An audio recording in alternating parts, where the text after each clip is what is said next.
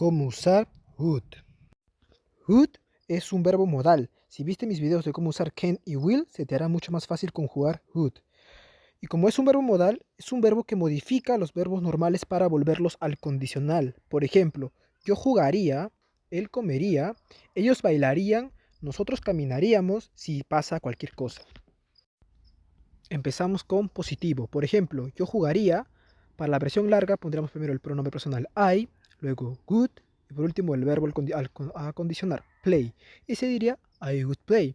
Y la segunda versión, la corta con contracción, sería I'd play.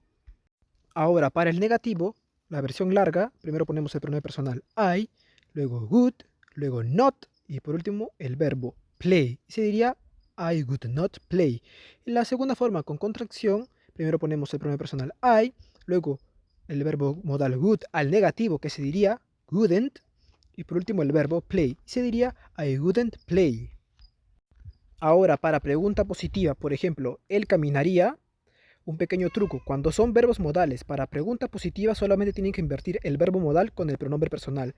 Y es por eso que en este caso él caminaría, quedaría como would he walk.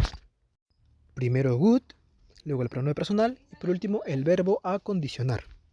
Ahora para la pregunta negativa, por ejemplo, yo no lloraría, la versión larga primero ponemos el verbo modal would, luego ponemos el pronombre personal I, luego not y por último el verbo a condicionar, cry.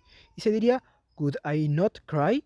Y la segunda forma, la versión corta con contracción, primero ponemos el verbo modal al negativo, wouldn't, luego el pronombre personal, en este caso I, y por último el verbo a condicionar, cry. Y se diría wouldn't I cry.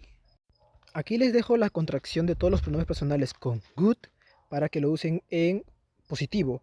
Por ejemplo, I would se diría I'd, you would se diría you'd. Todos los pronombres solamente tienes que marcar esa D al final, a excepción de it, ya que con it would se diría eat it. Y por último, recuerden que would not se puede contraer como wouldn't. Sígueme para más inglés.